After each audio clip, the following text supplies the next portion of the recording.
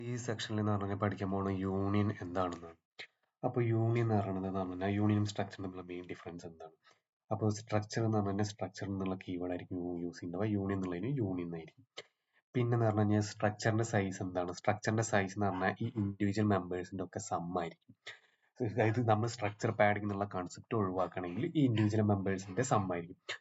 പക്ഷെ യൂണിയനിലാണെങ്കിൽ യൂണിയൻ എന്ന് പറഞ്ഞാൽ ഈ മെമ്പേഴ്സിൽ ഏറ്റവും വലിയ മെമ്പർ ഏതാണോ അതിനുള്ള മെമ്പറെയാണ് ക്രിയേറ്റ് ചെയ്തിട്ടുണ്ടാവുക. അപ്പൊ ഇപ്പൊ തന്നിട്ടുള്ള എക്സാമ്പിൾ ഏതാ? ഈ ഇന്റിജർ ഫ്ലോട്ടും എന്നൊക്കെയാണ് 4 ബൈറ്റ്. ക്യാരക്ടർ എന്ന് പറഞ്ഞാൽ എത്രയാണ് എന്ന് പറഞ്ഞു കഴിഞ്ഞാൽ 1 ബൈറ്റ് ആണ്. അപ്പൊ എന്ന് പറഞ്ഞാൽ ഇതിന്റെ സൈസ് എന്ന് പറഞ്ഞു കഴിഞ്ഞാൽ ഇതിന്റെ യൂണിയന്റെ ടോട്ടൽ സൈസ് എന്ന് പറഞ്ഞു കഴിഞ്ഞാൽ ആകെ 4 ബൈറ്റ് ഇത് ക്രിയേറ്റ് ചെയ്യുള്ളൂ.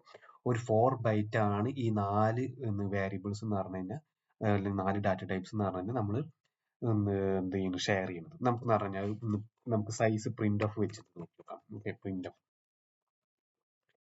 പെർസെൻറ്റേജ് ഡി സൈസ് ഓഫ് നമ്മുടെ സൈസ് ഓഫ് എന്താണ്? യൂണിയൻ എ അല്ലേ? Union A. ഓക്കെ, നമ്മൾ എന്ന് പറഞ്ഞാൽ അടുത്ത printf percentage D size of എന്താണ്? Struct B.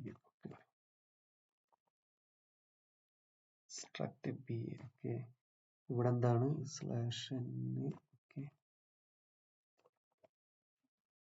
അപ്പൊ നമുക്ക് നോക്കി നോക്കാം സ്ട്രക്ചറിന്റെ.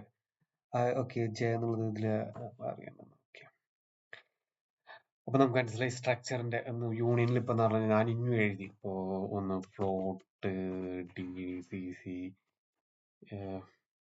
അപ്പൊ എത്ര വേരിയബിൾ എന്ന് എഴുതിയാലും ഈ ഒരൊറ്റ പിന്നെ ഇനി എഴുതിയാലും 4. അപ്പൊ എന്ന് പറഞ്ഞാൽ ഇപ്പൊ ഞാൻ ഇവിടെ ഒന്ന് സ്ട്രക്ചറിലാണെങ്കിൽ ആ സ്ട്രക്ചറിൽ പറഞ്ഞാൽ എന്താ? സ്ട്രക്ചറിൽ എപ്പോൾ എഴുതിയെങ്കിൽ എന്താ? സ്ട്രക്ചർ എന്ന് പറഞ്ഞാൽ ഇൻഡിവിജ്വൽ സമ്മ് പിൻ എന്ന് പറഞ്ഞാൽ ആഡ് ചെയ്തില്ലേ? അപ്പൊ അതാണ് സ്ട്രക്ചറും പോയിന്റും തമ്മിൽ, സ്ട്രക്ചറും യൂണിയനും തമ്മിലുള്ള ഡിഫറൻസ് മെയിൻ. ഇനി എന്ന് പറഞ്ഞു കഴിഞ്ഞാൽ നമുക്ക് ഇതിൽ യൂണിയനിൽ എങ്ങനെ വേരിയബിൾസ് ആക്സസ് ചെയ്യാന്നുള്ളത് നോക്കാം. ഓക്കെ, യൂണിയൻ എന്ന് പറഞ്ഞാൽ നമ്മുടെ സാധാ സ്ട്രക്ചറിൽ variable but at a time എന്ന് പറഞ്ഞാൽ എന്താണ്? ഒരൊറ്റ വേരിയബിൾ നമുക്ക് ആക്സസ് ചെയ്യാൻ പറ്റും. അപ്പൊ എന്ന് പറഞ്ഞു കഴിഞ്ഞാൽ ഇപ്പൊ ഈ യൂണിയൻ എന്ന് എഴുതിയിട്ടില്ല.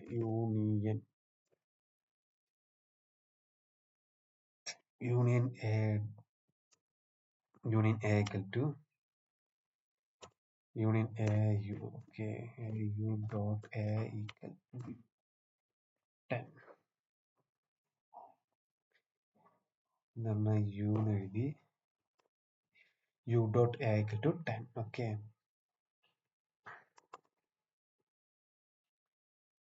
ഇപ്പൊ പ്രിന്റ് ഓഫ് എന്ന് പറഞ്ഞിട്ട് പെർസെൻറ്റേജ് ഡി സ്ലാഷ്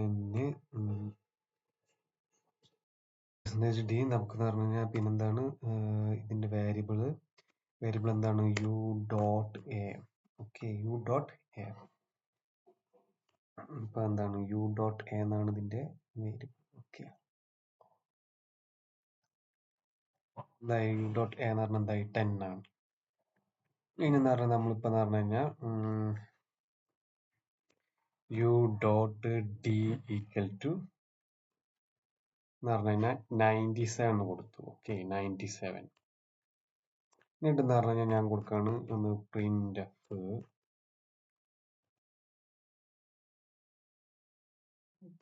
ഡി സ്ലാഷിന്റെ യു ഡോട്ട് എ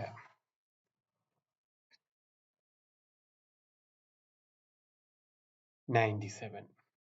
കണ്ട, ഇപ്പൊ എന്ന് പറഞ്ഞു ഞാൻ യു ഡോട്ട് ഡി ആണ് 97 കൊടുത്തിട്ടുള്ളത്. പക്ഷെ യു ഡോട്ട് എ എന്ന് പറഞ്ഞത് ഇപ്പോഴും 97 ആണ്. അത് എന്തുകൊണ്ടാണ്? കാരണം എന്ന് പറഞ്ഞു കഴിഞ്ഞാൽ ആ കോമൺ മെമ്മറി ആണ് നമ്മൾ യൂസ് ചെയ്യണത്. അതായത് 4 ബൈറ്റ് ഉണ്ടാവും. ഇത് 4 ബൈറ്റ് എന്ന് പറഞ്ഞാൽ എന്തൊക്കെയാണ്? ഓരോ ബൈറ്റ് ഉണ്ടാവില്ല. ഫസ്റ്റ് ബൈറ്റ് അതായത് LSB ഫസ്റ്റ്. അപ്പോൾ LSBയിൽ സ്റ്റോർ ചെയ്യണതെന്ന് പറഞ്ഞു കഴിഞ്ഞാൽ ക്യാരക്ടർ 1 2 3 4. അപ്പൊ ഈ 4ആണ് LSB എന്ന് വിചാരിക്കുക. അപ്പൊ ഈ LSBയിലാണ് നമ്മുടെ ഡി എന്നുള്ളത് ഉണ്ടാവുക. ഡി എന്ന് പറഞ്ഞാൽ എന്താണ്? ഒരു 1 ബൈറ്റ് അല്ലേ? അപ്പൊ അതിലുള്ള വാല്യൂ സ്റ്റോർ ചെയ്യണമെന്ന് പറഞ്ഞു കഴിഞ്ഞാൽ ഈ ബൈറ്റിലാണ് സ്റ്റോർ ചെയ്യുന്നത്. അപ്പൊ ഇവിടെ 97 കൊടുത്തു കഴിഞ്ഞാൽ ഇതിലാണ് 97 ഉണ്ടാവുക.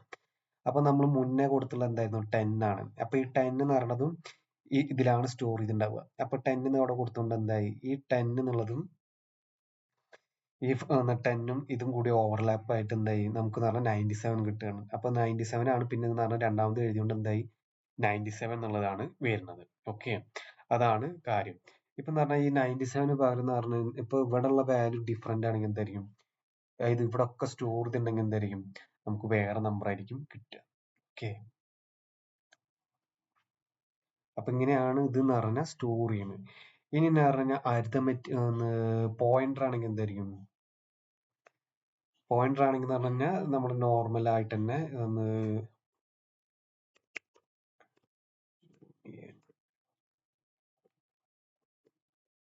Star ptr equal to ampersand view. Okay, എന്ന് പറഞ്ഞു കഴിഞ്ഞാൽ എന്താണ് നമ്മുടെ പോയിന്റർ പറഞ്ഞ ptr dot A equal to 10 എന്ന് കൊടുത്തു കഴിഞ്ഞാൽ എന്താന്നുള്ളത് പ്രിന്റ് ചെയ്യണം. നമുക്ക് നോക്കാം.